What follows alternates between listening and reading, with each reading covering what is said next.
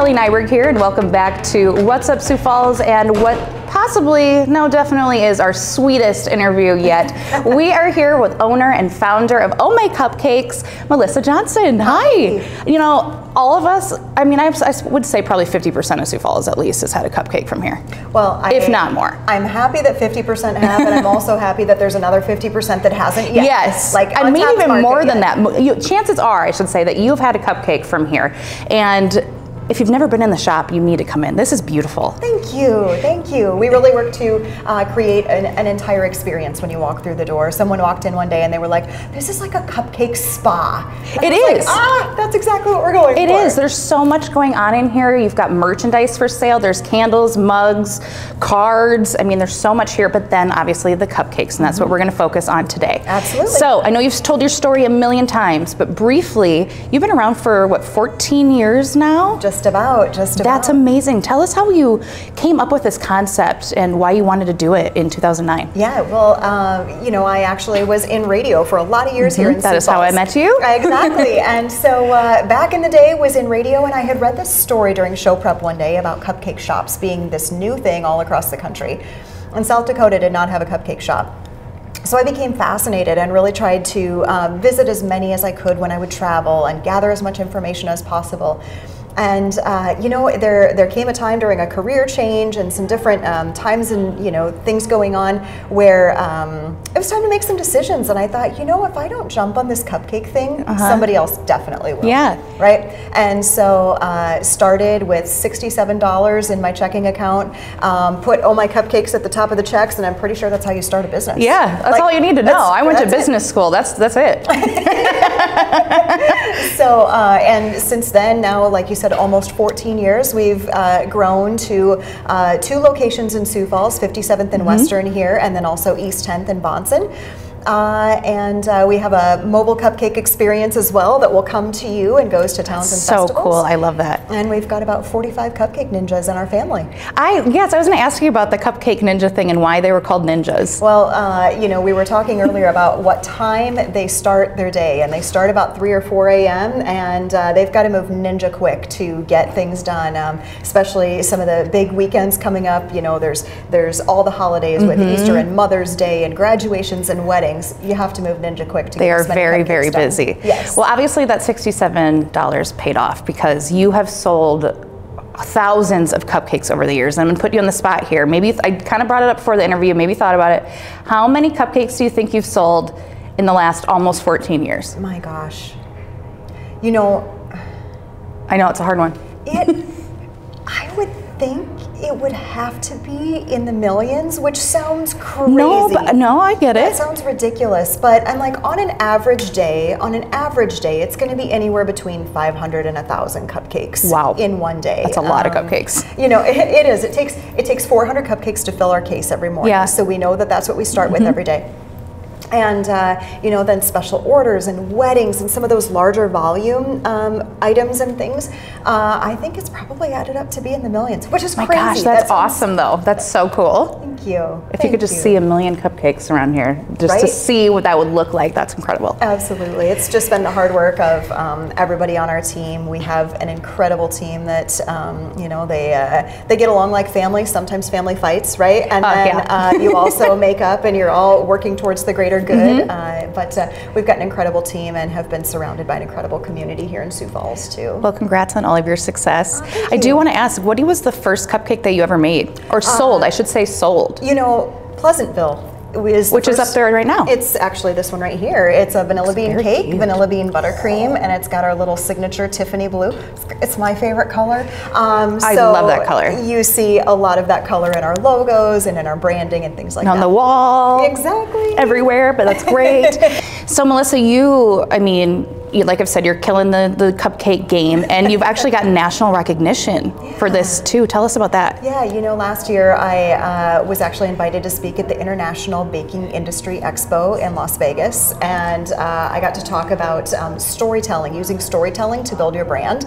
It's one of my favorite things to talk about, how we create emotional connections with what we do it's not just a cupcake. It's so much more than that. It's the experience, it's the special moments that we create, and that's what I got to talk talk about. And it was a lot of fun to go to Vegas and be with the, you know, the cream of the crop of national brands and to be able to talk about cupcakes from South Dakota. That's awesome. And you spoke about storytelling, and that's a perfect segue because we have 2 books here that are for sale at Oh My Cupcakes, and they are by you. So this one, Lifelong Learner, just came out March 21st. So this is very fresh, but you said this is your baby. You're so proud of this. I am. Tell us about it. What can people learn from Lifelong Learner? Yeah, well, and actually it might be a better transition to go to the first one, which was in 2015. Yeah, do that. Because I'll kind of tell you how it all went together. This one is called Fingers in the Frosting, and it's all about the Oh My Cupcakes journey and about building a dream and about, you know, reaching for the stars and for what you want, right? And I love this book. This book was my baby back then, right? But I do remember being fully honest that when I opened the box of books the first time, my first feeling and my first thought was, you kind of took the easy way out. Really? Like you didn't risk very much for this book. It's about building a dream and all of the good things that can happen in business, which is all true, but I didn't really hit on any of the stuff that's a little harder. Yeah. And that's not full truth, right? That's not full truth because it's not always pretty all the time. It ain't all cupcakes and frosting. There you go. That's perfect. It ain't all frosting and sprinkles. So this book, Lifelong Learner, like you said, this one just came out a couple weeks ago. And when I say it's my baby, it's because it is a far more personal journey. Yeah. Reflections, notes, and discoveries. And it is about the sometimes hard parts of business, the sometimes hard parts of life. It's about, I take people through a process from the discovery, like where you came from, where your belief systems and patterns and habits came from, to the learning, where you're like, I know a little bit more now, to the growing, and then finally to the knowing. And kind of like the knowing is like the things I know for sure, the things I've learned in my life, my non-negotiables. And so it is meant to be motivating, uplifting, inspiring, but you're also going to find a lot of real truth in there too. And it's a lot more vulnerable personal journey, this book is. Which people really appreciate these days, and we need more of that. So thank you for being vulnerable in here, because so many people, especially with the social media era, are putting on a show like, oh, I created this whole business and it was easy, like just so easy. It was all cupcakes and frosting. Right. But no, that's not how business works. We know that. That's not how so it works. This is definitely good for probably a future entrepreneur or someone that wants to start their own business, is thinking about it. I hope I would say. I hope so. Yeah. I said to someone the other day that I feel like I wrote it as a love letter to my daughters, to my friends, and maybe even to myself. I think I need to read that. It sounds very, very good. And you thought about every detail, even the paper is phenomenal. Yes, I mean, paid attention to the color and the feel of the. It feels really cool. Like it just feels different. I like it a lot. Yeah. Okay, before we go, a big part of this show, we talked a little bit about entrepreneurs and advice that they can get from here. But if there's somebody watching right now who's just thinking about starting their own thing, no matter what it is, what kind of business, what advice would you give them? Yeah, I think it's really easy to use the Simon Sinek quote, start with why, right? Why do you want to do it? Not how and not all of the details of it, but why. So that's a really, that's great foundational advice. I would also still stick with the thing that I've said from day one, which is whatever your dream is, no matter what it is, do something every single day that brings you just a little bit closer. Yeah. And it might be taking a big leap, or it might be just reaching out and making one phone call, but just do something every day. And after a while, all of that little progress is going to add up.